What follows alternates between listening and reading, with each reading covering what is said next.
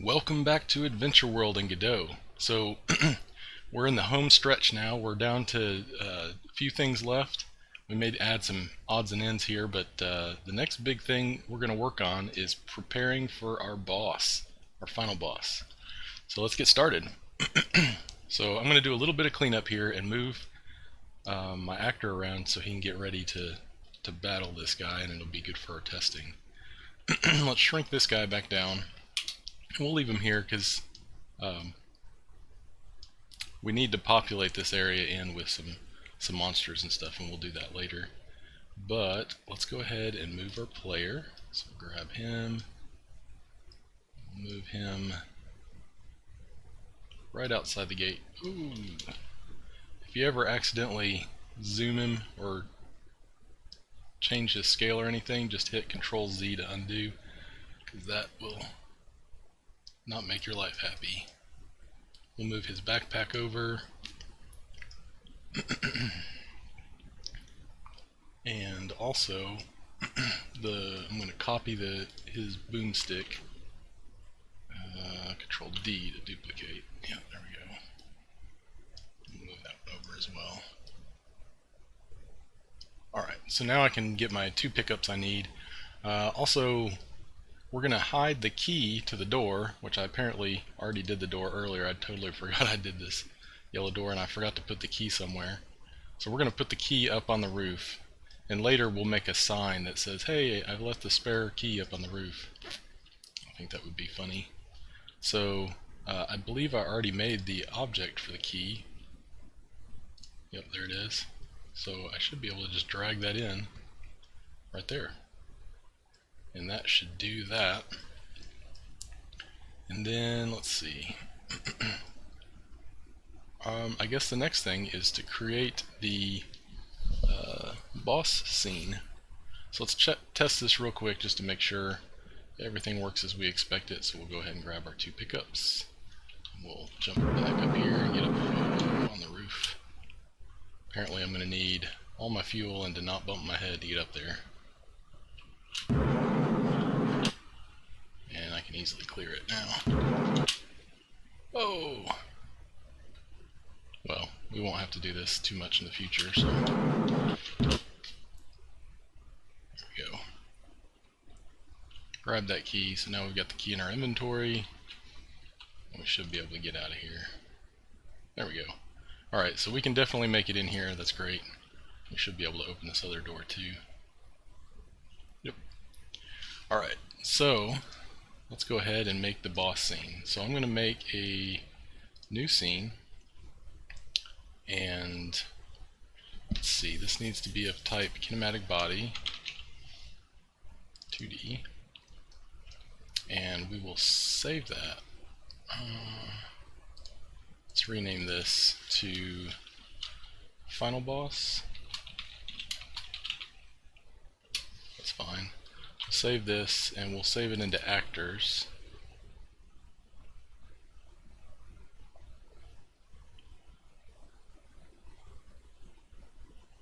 Let's change the name. So I looked through the art and enemies. And I looked through here, and we're using the bat for the mid boss. We've got a fish.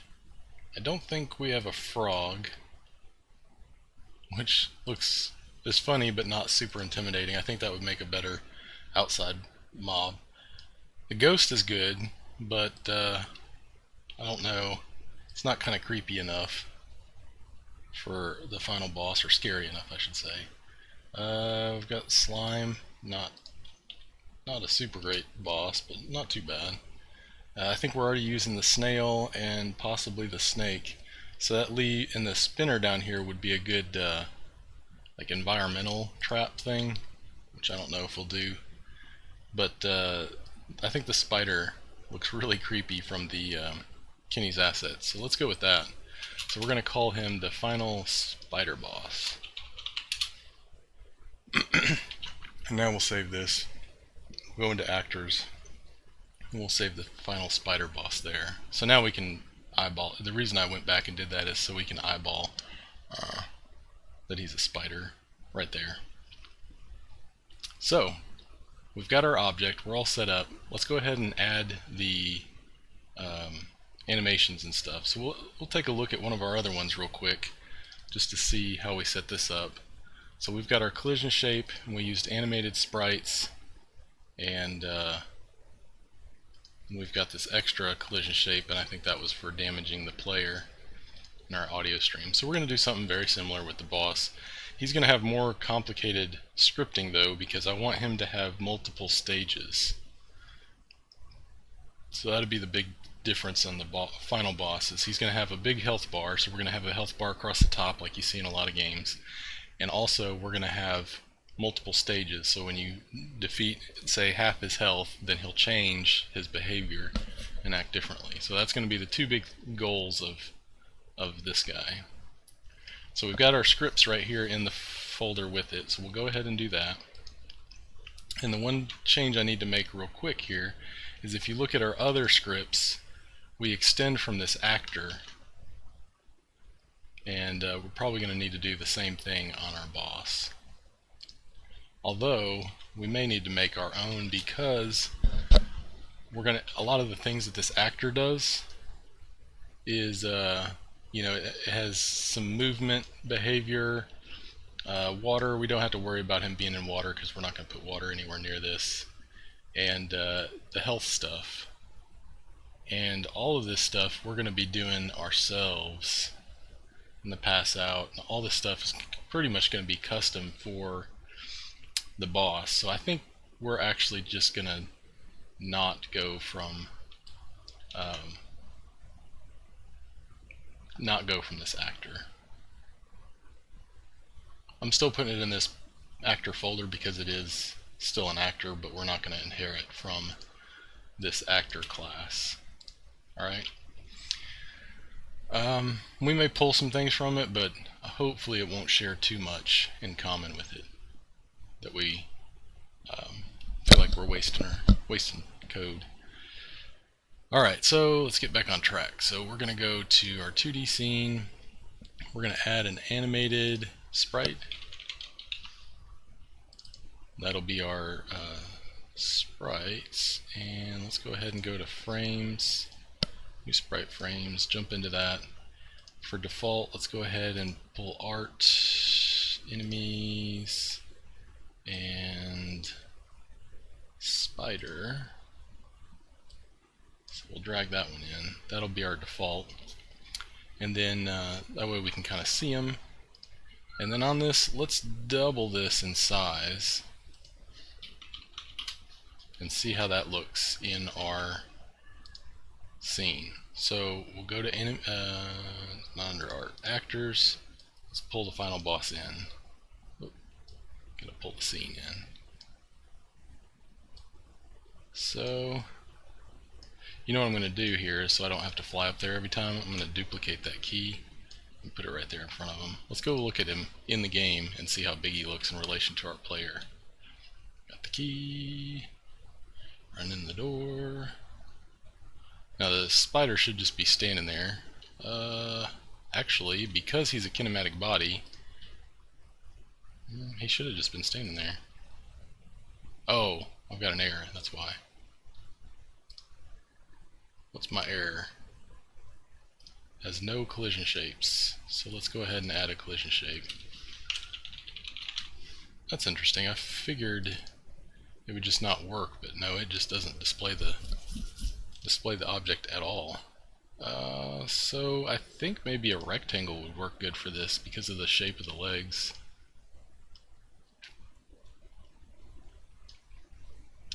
So this is its collision shape with stuff, so I think that might work.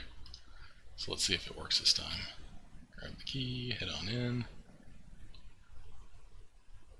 Thinking, well, where'd he go? I'm goofing something up. Let's see. Playing maybe?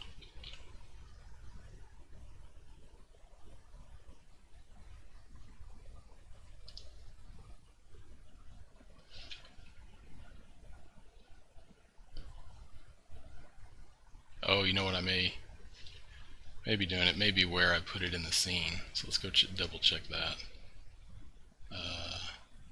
So yeah, I put it under the gate, and then when I open the gate, I'm deleting that node, and I'm deleting the boss.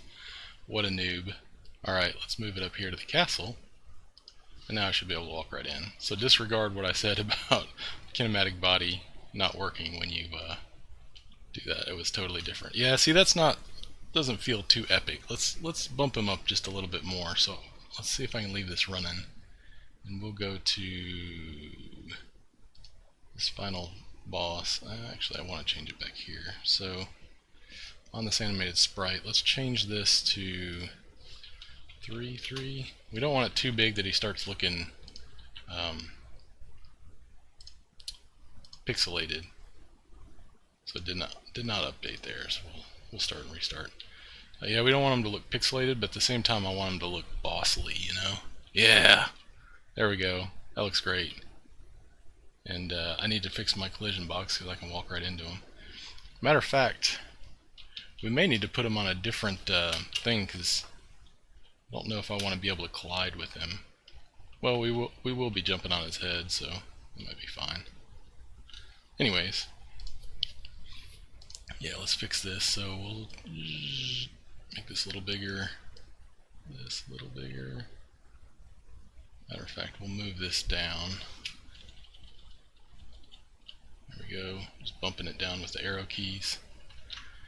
And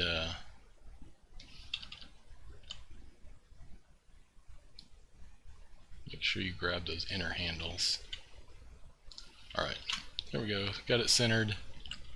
Got our boss, we've got it scaled up. I think we're doing pretty good.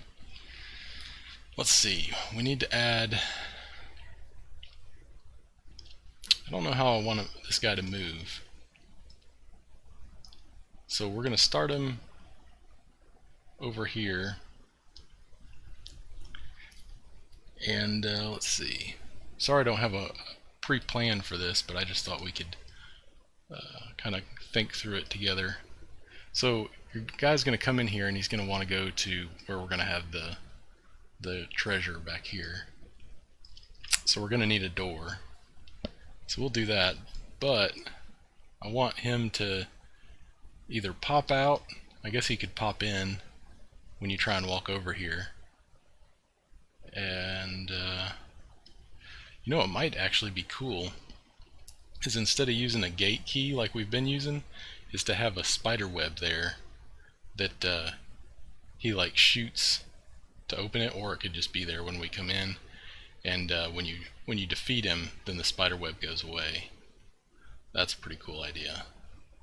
I'll search next time between the episodes. I'll search and find a sprite that we can use for the spider web. I was also thinking of having a spider web attack where he could shoot spider webs at you and have a little bit of a, you know, where you've got to jump over them kind of thing. So we'll find a good sprite for that. But in the meantime, let's see, how do we want him to come in? I think it would be cool if you walked in and he just sort of like, you know, dropped in with a string ahead of you.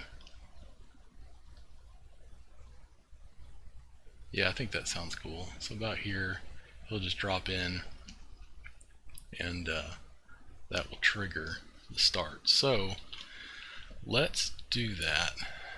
Let's see. We're not going to do the string right now. I'll figure that out off camera, and then we'll try and do that, because there's not an easy way to draw lines. And we could just draw like a white little sprite and then stretch it out.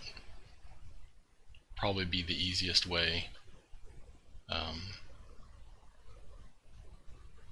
Yeah, that's probably what we'll end up doing, is maybe have like a thing on the top, like a sprite on the top, and possibly a sprite here, and then in between we'll have another sprite that we just stretch out as he gets further and further. But it'll be tricky because we'll have to make sure that it's positioned in the center between the top and bottom. Anyways, but let's do this. Let's have this trigger as he comes in.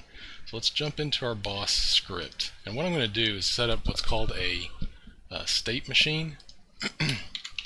And we're going to have the boss move through various states as the game progresses. Okay, so I'm going to have a variable here called state. And normally states are used with string numbers. You know, you may have a string or state 1, 2, 3 as they move through them. But we're going to use a string, that way it's very clear what state we're in. So we're going to call this drop in, like that. And we could put an underscore in there to make it a little bit easier to read. And then in our process function, what we can do is say if state equals drop in, then we're going to do our behavior based on that. And then we could have like an else if state equals, you know, first attack. So that may be our first attack state. Then else if, I think Godot has a different else if. I think it's elif, like that. There we go. So then we can have else if state equals second attack, and then else if state equals defeat, maybe, or fainting.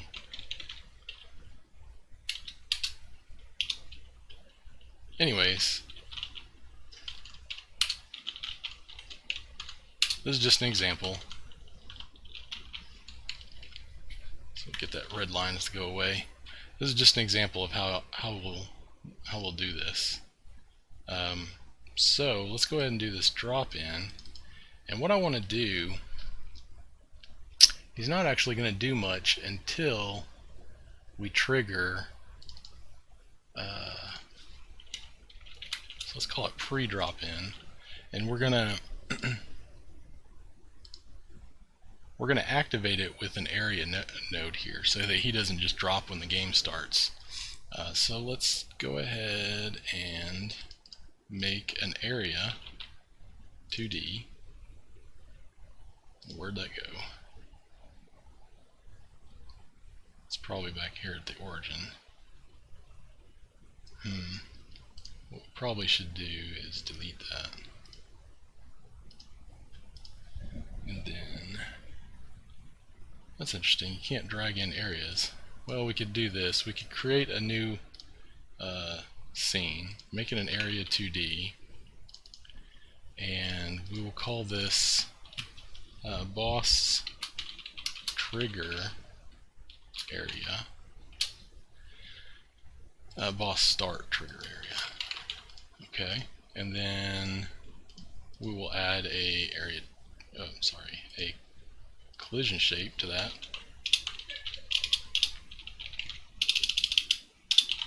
If I can type. And we'll go with a box is fine. So there it is. We'll make it a little bigger so that we don't accidentally miss it. And we will save this as, let's see, I'm going to go ahead and put it here with the actors because I don't want it to get lost. Well, I mean, it's kind of part of the boss, so we'll leave it there. Let's see, so we'll go back to level 1. Now I can drag it in. And I'm not saying you shouldn't have an area node directly in your scene, but this makes it a little bit easier for me to bring it in. That is way not big enough, so let's make that a lot bigger. We'll make it definitely taller and a little bit wider. Go back. That's much better, because we don't want them to be able to miss it. Matter of fact, let's make it way even taller so that even if you come in, you don't jump over it. So we'll put it right there. No way the player can get around that now. And so that'll trigger this guy to do his little fall in. We could even move it over here, because we want him to fall in front of the player. We don't want him to fall and then the player just sees him standing there. So we need to connect these two, and so let's add a script here. I'm going to make it a built-in script because I don't want to have a script file for this tiny little thing. We'll delete all this, and then on my node I'm going to have onBodyEntered. I'm going to connect that to my script up here. And let's see.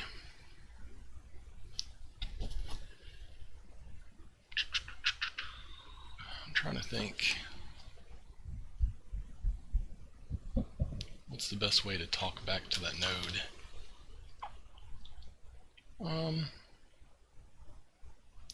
Yeah, let's do this. So let's have, this will be easy. We'll do it the easy peasy way. We're going to have a variable up here called an export. Let me look these up real quick because I always forget. Godot or GDScript export. And we've got our exports here, and it'll link us down to this thing. And it just lists off the different exports that we can do. And so I don't know that it's the pack scene. I think it's the node path is what I want. Right here. So let's do that. Let's say export node path, and we'll call this, this will be our boss node path. Okay, we'll call it that. That should be pretty clear. And then what we're going to do is say, notice here in the example it even said, so to get it, you'll need to get node and get that use that path. So we're going to say boss equals boss node path, or get node boss node path. Alright, so this should be a reference to our boss. So we can say boss dot, or we'll use an if statement just to keep it from blowing up. We'll say if boss dot has method, and we'll say drop trigger drop in. Then we'll call it. So we'll say boss dot trigger drop in, just like that. Now I could do this through signals, so I would have to set up I would have to set up signals and then figure out how to connect them, which would be a little tricky because it's not a child of it. I could make it a child of the boss spider, so this could be a child of this, and then this could send its signal back up to the parent.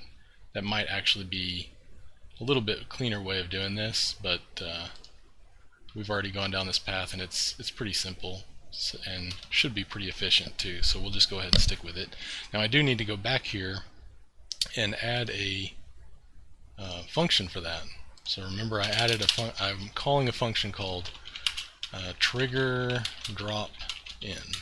So if that's not there, we'll blow up. So here I'm just going to say print dropping in, like that. And it doesn't like this because it's a function. There we go. Okay, so let's test this. So if I run in and I hit that area, which I shouldn't be able to see. Now watch down here on the bottom. I know we're doing this found ledge a lot. Need to get rid of that. But I should, oh, there it was. Nope, I blew up. What did I blow up on? Get node in base area 2D, cannot convert area 1 from nil to node path. Ah, very good. So the reason for this is I didn't connect them. So right here, if I go to inspector, I have this boss node path and it's null. I forgot to attach it to that. So all I need to do is click this little thing, hit assign, and it shows me my scene node. And here I just clicked my final boss spider. So now that should work. Let's go find that that message. I can't remember what it said. It was found ledge. I think that was because it's either in here. I don't see it. I'm looking for a string that says find ledge, or it might have been in my bullets that we did in the last episode. So let's look in here. Oh, it's got hit. Yeah, that's going to be tricky to find. That's one of the few things I'm not super thrilled with. I don't think there's a way to globally search all your code for things. There is in Visual Studio, but I don't know that there is in Godot. Oh well, we'll find it later. You could just go to your folder here, right, and use a tool to find it. So I don't remember, was it found? Might find it here. I don't know if it's open in text files. It doesn't. But you could use a lot of advanced text editors sometimes have that feature. So we're giving up on the found ledge thing. Yeah, it's going to be difficult to. We'll find that between episodes. So here, watch. Yep. Nope, that's hang done. There it is, dropping in. So let's make him drop in. Close that. Close that. That works. So that's good. Don't need the enemy fish. Alright, so here, so we're dropping in. So to do this, let's see.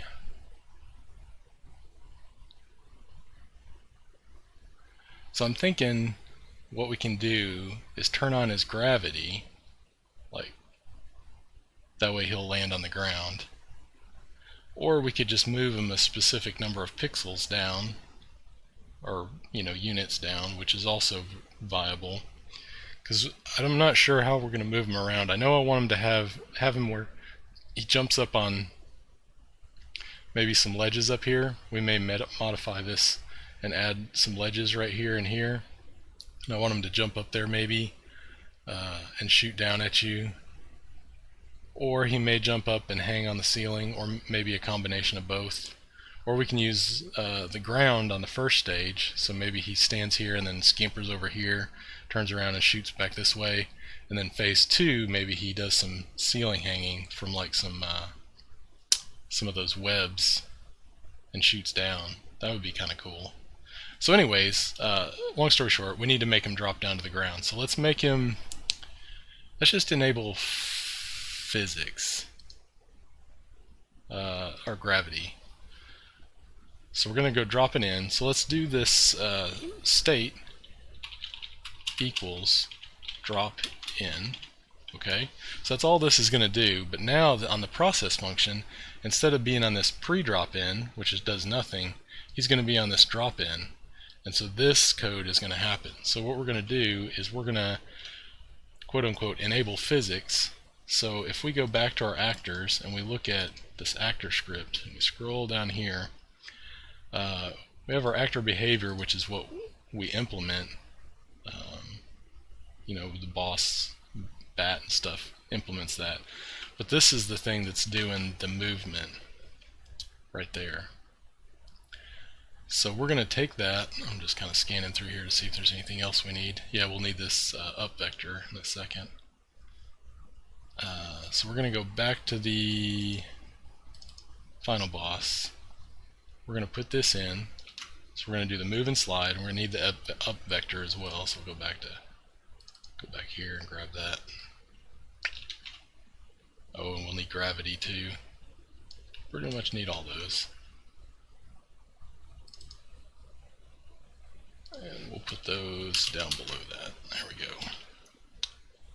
Alright, so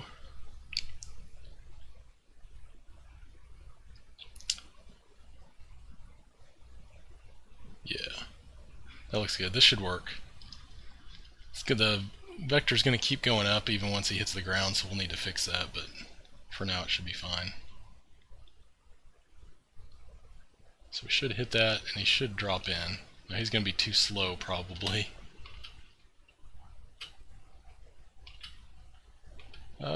Maybe he's not coming in. That's the other thing, is we can reactivate it, dropping in. So we'll need to fix that. I don't know why he's not falling down, though. So let's look at that. I don't know that I can see the whole scene here. Yeah, it doesn't show my scene live. So I tell you what we'll do. We'll move him down so that we can see him a little better. And let's see. Let's move the player in here so that we don't have to deal with the door. We don't have such a long walk. So yeah, nothing's happening. I know why. Because I'm a silly head. We didn't actually add gravity. So we've got our up vector and we've got velocity, but we're not adding gravity. So I need to say velocity equals velocity.y equals grav. That should work. Well, yeah, see, he's not going to accelerate though, so we probably should fix that. So it's plus equals gravity. Well, I'm just throwing all my good coding practices out the window. So we need to add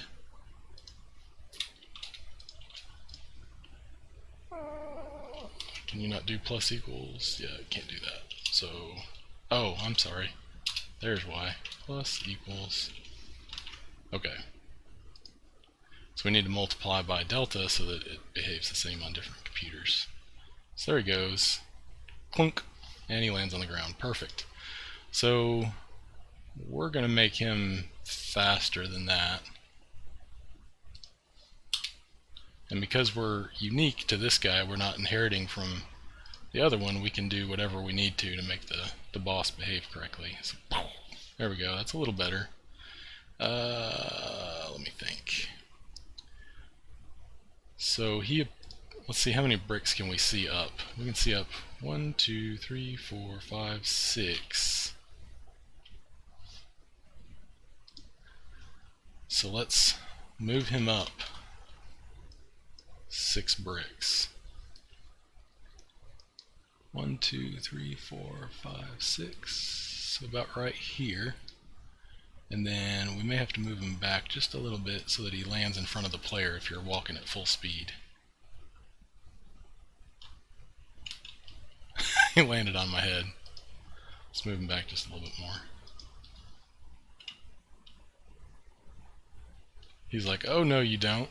And there he is.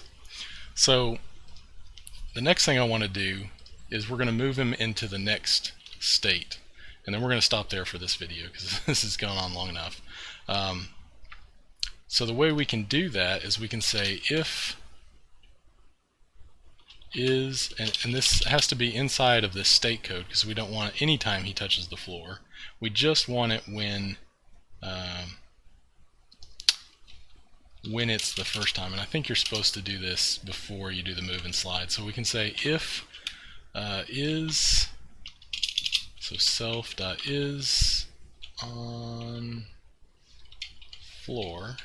There we go. Auto detect helping me out there. So if it's on the floor, then let's move this state to first attack.